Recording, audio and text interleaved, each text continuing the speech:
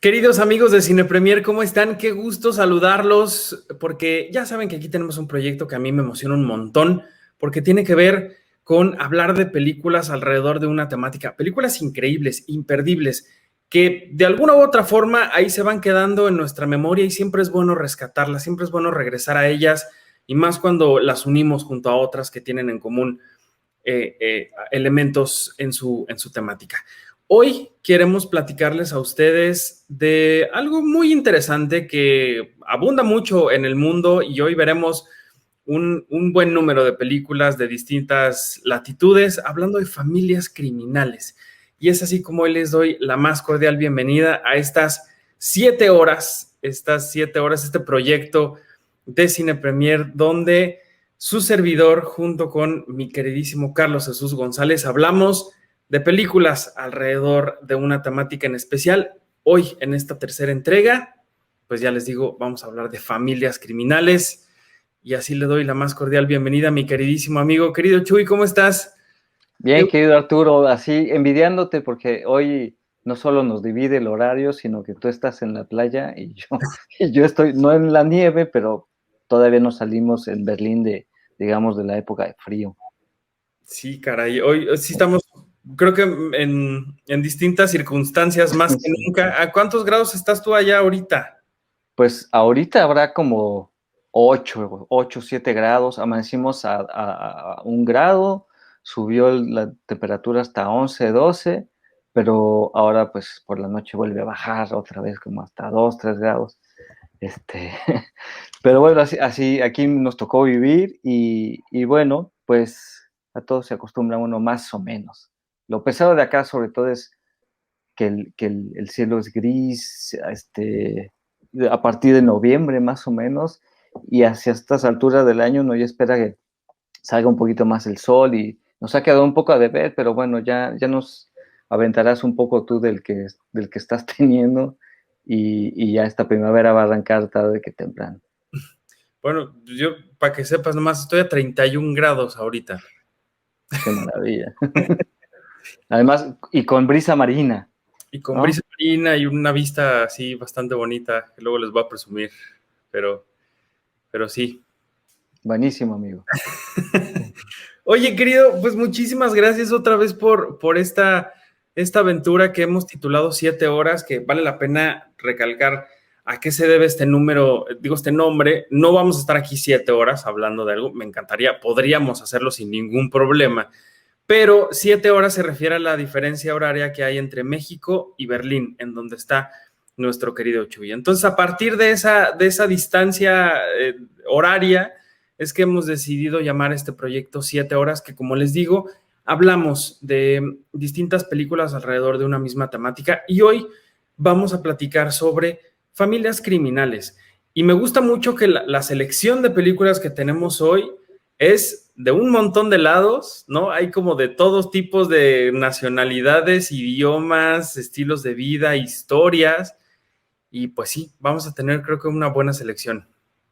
¿Qué opinas Pues tú? sí, amigo, yo estoy, la verdad, muy contento o especialmente animado porque pues voy a hacer dos apuntes. Uno es que me gusta el tema porque después de todo, mi película, no sé cuál es mi segunda, tercera, cuarta o décima película favorita, pero siempre sé que la primera es El Padrino. Ya sé que es un cliché, pero me parece una maravilla esa película que precisamente es una saga familiar de criminales, ¿no? Una saga eh, donde queda muy claro que lo más importante o el componente que más fuerza tiene dentro de los Corleone no es, o por encima del dinero, del poder, pues es la familia, la, la, la pervivencia de la familia, el asegurar que continuará el legado familiar una generación tras otra. Lo demás es solamente como un vehículo para que persista y perviva la familia, ¿no? Eso independientemente de lo mucho que me encanta este arco dramático que sufre Michael Corleone desde la inocencia hasta la decadencia y su caída a los infiernos. Entonces, justo todas estas películas, de alguna manera, como tantas más que hablan de sagas criminales, me parece que emanan de alguna forma del Padrino, que es la primera película que de alguna forma también no solo muestra a un criminal per se que es malvado, sino que se mete en su pellejo, se mete en sus huesos y nos muestra desde el punto de vista humano cómo es, ¿no? Es alguien que también puede convivir con sus hijos, acariciarlos y al mismo tiempo y ser carismático y al mismo tiempo ser un monstruo. Y de alguna forma por eso todas las películas que mencionaremos pues emanan a partir de esa inauguración de la figura criminal que hace la película de Francis Ford Coppola. Eh, la segunda cosa que no me parece fortuita con respecto a las películas que elegimos es que 3 están basadas en casos reales y 3 pues abrevan directamente de la ficción, ¿no? Pero que ya 3 películas vengan o su base sean acciones que realmente ocurrieron, pues también nos habla un poco pues, de la naturaleza humana y de cierta tendencia de ciertas familias, ¿no? Que difícilmente podríamos decir que son familias de bien. Así es, creo que hay un montón de cosas que podríamos analizar de justamente cómo se conforma esta maldad compartida no solamente por una persona, sino por varias en un mismo clan, en una misma familia, y eso lo iremos desmenuzando en cada una de las películas que veremos por acá. Eso sí, me encanta el tema, porque digo, ahorita elegimos 5 películas, pero hay un montonal Un que montón. ojalá que pronto podamos volver a este tema, porque sin duda alguna es el elemento de las familias criminales en el cine ha sido muy bien aprovechado, ha sido explotado muy bien, de forma creo que de pronto hasta magistral y que logran de alguna u otra forma encontrar dentro de la oscuridad, dentro de lo macabro, de lo sanguinario a veces, transformarlo en una historia completamente emocionante, que uno no puede dejar de ver y no puede creer lo que está viendo, pero estás ahí, estás siendo parte de esta familia. Ahora que hablemos del clan, creo que es donde más lo sentí yo, porque si era como, ¿cómo es posible que estemos con esta gente, ¿no? Viendo la historia de esta gente cuando están haciendo lo que están haciendo. Pero bueno, no me voy a adelantar, creo que será una buena charla, querido amigo, como siempre. Muchísimas gracias de antemano Gracias. por esta nueva entrega de 7 horas y vamos a iniciar justamente con la primera historia que hoy queremos analizar, queremos desglosar, que pues hay mucho que decir sobre esta película. Se llama Hombres frente a frente, A Close Range, su título original, dirigida por James Foley en 1986. Una cinta ochenterísima por donde se le vea, por donde se le escuche.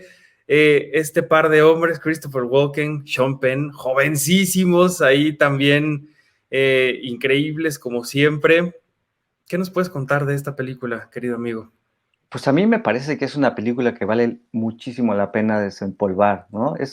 No le fue, hasta donde investigué, no le fue demasiado bien en taquilla, en crítica tampoco fue excepcionalmente bien tratada, pero yo creo que vale la pena rescatarla por muchas razones. Una, pues es el elenco que tiene, o sea, simplemente para el ver en la misma pantalla a este Sean Penn jovencísimo, tendría pues 24, 25 años, junto con ese otro monstruo que es Christopher Walken, que tendría 44, 45 años. O sea, yo solo ver esas dos personalidades en algún momento de la cinta siendo aliadas, en otros momentos siendo antagónicas, es una delicia. Eso por no mencionar, pues que incluye al ya fallecido hermano de Sean Penn, que Chris Penn, quizá mucha gente no lo ubica, pero es uno de los personajes de Perros de Reserva de Tarantino, sale en True Romance. Es, era, aquí está, obviamente era más joven que Sean Penn como en la película, él tendría 20 años yo creo, si Sean Penn tendría 24, y luego la carrera de Chris Penn, se nota que era un tipo que no dejaba la fiesta, un poco un James Belushi, pues, hacer la analogía, con Johnny James Belushi, o sea, una locura de personaje. Subió muchísimo de peso en la década de los 90 y parte de los 80 y murió muy joven, ¿no? Pero es también, a mí me gustó mucho ver a Chris Penn actuando. Además, no sé si hay otra película en la que actúa hermano de su hermano, de Sean Penn, pero aquí lo hace. Y además, pues tú, Arturo, eres un poco menor que yo, pero no sabes lo que era Mary Stuart Masterson para los que de alguna forma crecimos en los 80. Pues era la típica chica con un aire angelical y aire de buena persona, pues que la verdad nos volvía locos. Era la novia que todos hubiésemos querido tener en esa época, la verdad. También ella luego se desapareció, hizo algunas películas míticas de los 80, incluyendo una que se llama, no me acuerdo el título en español, pero se llama Some Kind of Wonderful, que también era de estos romances de los 80 que todos vimos con mucha devoción, y se desapareció bastante del mapa. O sea, vi que por ahí sigue con algunos papeles en algunas películas, pero de secundaria o en televisión, pero también se desapareció. La cosa es que, en todo caso, aquí se conjugan un montón de cosas, me parece icónicas de la década de los 80, que son obviamente los actores, pero también la música. O sea, también estamos hablando de un momento en el que Sean Penn era pareja de Madonna, ¿no? Era Sí. una pareja explosiva que salía en los titulares todo el tiempo porque era la época en que Sean Penn golpeaba a los periodistas por cualquier pretexto. Y, y Madonna tuvo que ver, por ejemplo, en la música, que a mí me gustó, me gusta bastante la música de pues, compositor que también trabajó en el último disco de Leonard Cohen. Por cierto, es alguien que permanece en activo. Él había hecho como el score o este tema instrumental al que después Madonna también le metió voz y fue un sencillo de Madonna. Y creo que es además muy correcta y muy precisa la música que existe. Creo que se llama Patrick Leonard. La música de Patrick Leonard está muy bien. Y James Foley es un director que no he seguido mucho, o no tuvo tampoco demasiados éxitos después. Sé que él dirigió las 3 películas de las 50 sombras de Grey, por ejemplo, pero no podríamos decir que es una maravilla. Y sin embargo, en esta película me parece muy correcto. No sé tú qué piensas al respecto, Arturo, de cómo lo que ves en pantalla, lo que viste, tú que además, pues venías como sin saber gran cosa de esta película y de repente te enfrentaste a ella. Sí. ¿Qué podrías contarnos? Pues mira, la verdad es que sí, fue la primera vez que la vi, justamente, pero la vi en una plataforma aquí en México que es de MGM, donde tiene varias películas, tiene pocas, pero bueno, tiene buenos clásicos, sobre todo de la época, y venía doblada al español. Entonces me pareció muy interesante, le puse, y las voces que no sé quiénes lo hacen, no conozco los nombres de quienes hacen el doblaje de estas películas de aquella época, pero son voces que inmediatamente relacionaba con un montón de películas. De hecho, la vi en español. En algunas escenas sí le cambiaba a inglés porque, bueno, Christopher Walken tiene una voz que es incomparable, pero me gustó muchísimo la forma en la que a través de una historia como esta, éramos parte de lo que de pronto puede llegar a ser la violencia para desestabilizar la vida de alguien más. Christopher Walken es un padre ausente, es alguien que no está, que no figura en la vida de Sean Penn, en la vida de la familia del personaje de Sean Penn. Y de pronto aparece y les empieza a enseñar lo que él podría darles y lo que ellos podrían tener si la vida que ellos tuvieran sería la misma que él comparte, es decir, esta vida criminal, ¿no? Porque es muy significativo que lo primero que él llega es decirle, te voy a dar dinero para tu mamá, ¿no? Y entonces me dice, ¿cuánto quieres? 100, 200, $300, y el otro pues sorprendido porque pues no es una cantidad de dinero que por lo visto pues tengan tan fácil a la mano, ¿no? Entonces, todo eso me gusta mucho como, te digo, es esta familia que empieza a desestabilizarse por la violencia que llega a su puerta.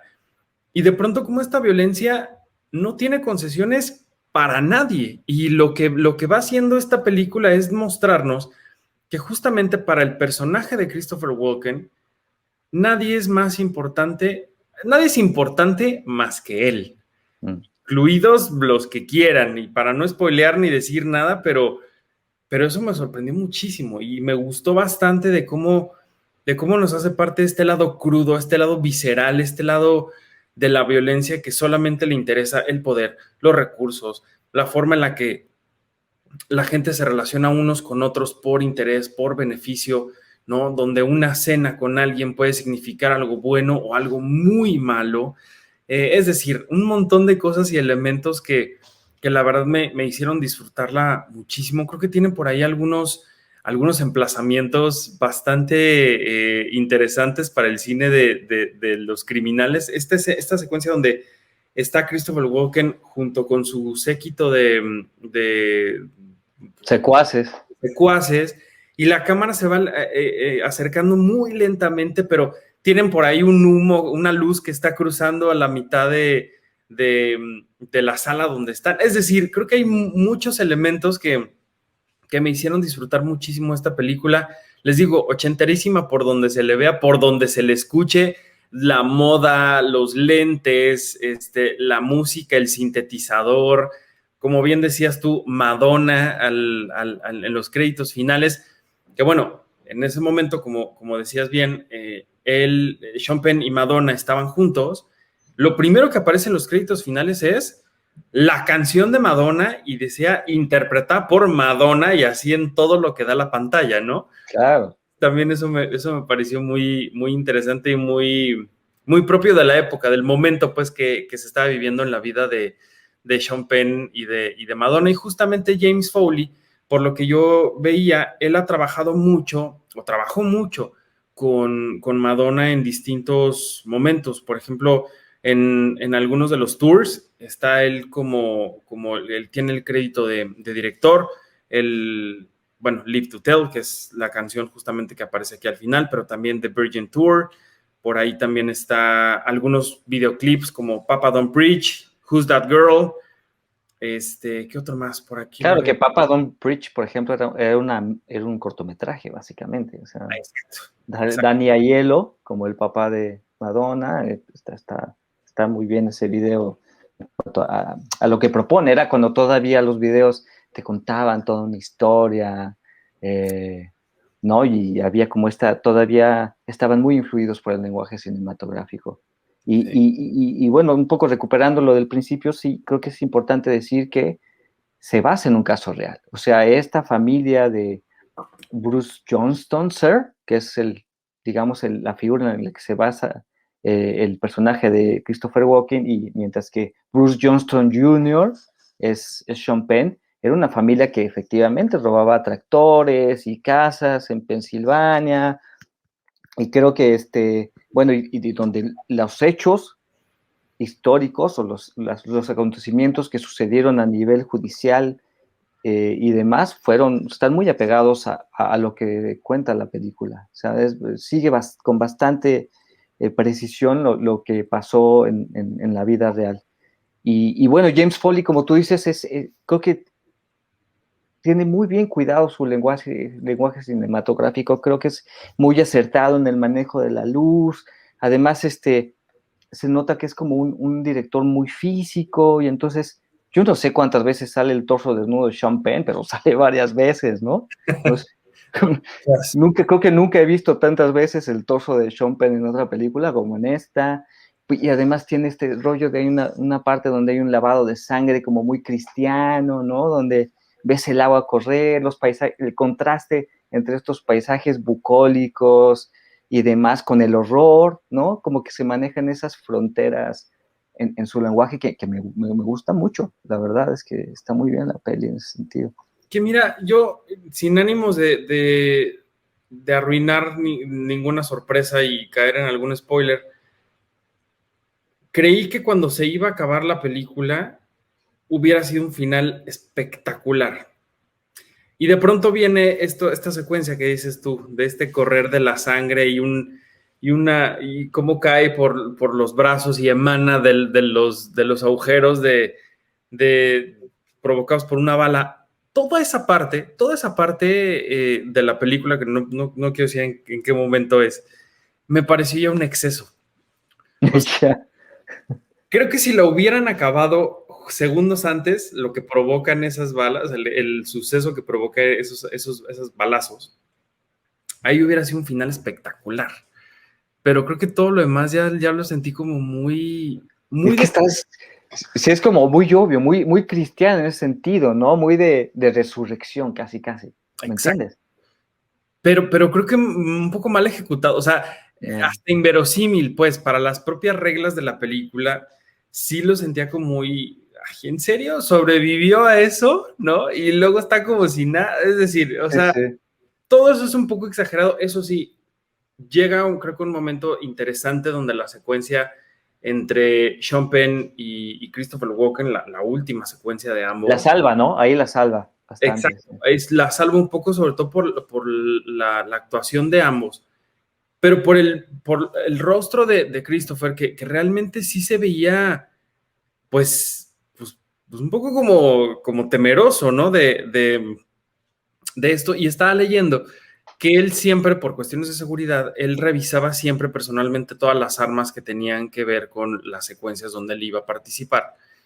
Y que llega un momento en la película en el que Sean Penn pide que le den otra arma, entonces le dan otra arma y justamente cuando le está apuntando a Sean Penn es con otra arma que él no había revisado y él sí sentía este miedo de estar frente a un arma que no había revisado y que podía dispararse y que pues no sabía cómo estaba el asunto, ¿no? Entonces todo eso, digo que Christopher no lo necesita, pues es un actorazo, ese hombre es un dios, pero toda esa parte es brutal y justo el rostro de él pues no tiene desperdicio. Ajá.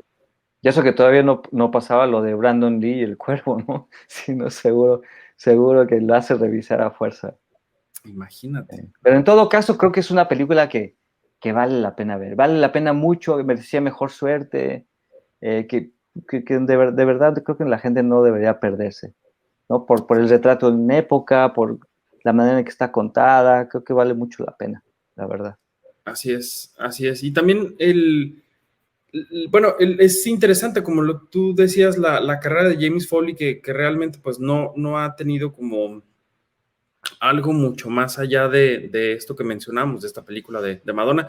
Sé que por ahí dirigió algunos episodios de House of Cards, pero, Sí, pero bueno, creo que, pues vaya,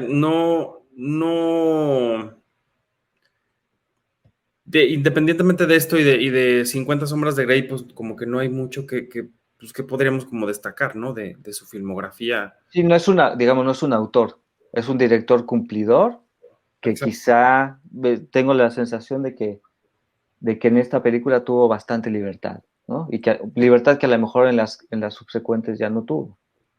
Así es, así es. Pues muy interesante, la verdad. Les digo, la pueden encontrar en esta plataforma de MGM, en la que hay bastantes clásicos que forman parte de esta compañía. No es el catálogo más extenso, eso sí, pero me gustó. Y además la vi, creo que en una versión, pues, bien restaurada, ¿no? Mm. Que ha envejecido bien y que eso me dio mucho gusto. Además, les digo, de este doblaje al español que me llama mucho la atención, porque son estas voces que tú recuerdas de las películas que pasaban en la televisión y de que has oído una y otra vez, y eso como que también creo que complementa el transportarte a esta otra época. Y eso me gustó mucho. Creo que es un buen experimento también verla así. Claro, y Sean Penn creo que ahí ya sí, ya venía con 2 o 3 películas antes, pero aquí creo que muestra hasta dónde podría llegar con su registro, ¿no? Porque al final, o sea, creo que expresa de manera perfecta, pues, que es un perro herido, o sea, alguien al que todo el mundo o sea, que le ha hecho daños la persona en la que más tendrías que confiar una y otra vez, ¿no? O sea, lo destruye, digamos, a nivel emocional. Y eso se ve en su cara. Así es, así Mm. es. Es muy, muy interesante esta película. Buena elección, querido amigo. A la orden, querido amigo. Hola, ¿te gustó lo que escuchaste? Encuentra el resto de esta conversación en el Patreon de Cine Premier, un espacio exclusivo para todos nuestros usuarios donde podrás encontrar un sinfín de contenido solo para ti. Primicias, entrevistas exclusivas, podcasts especiales, cursos, acceso a nuestro sitio web sin publicidad, a todas nuestras revistas digitales y a mucho, mucho contenido más. Inscríbete ya en patreon.com/cinepremier. Te esperamos.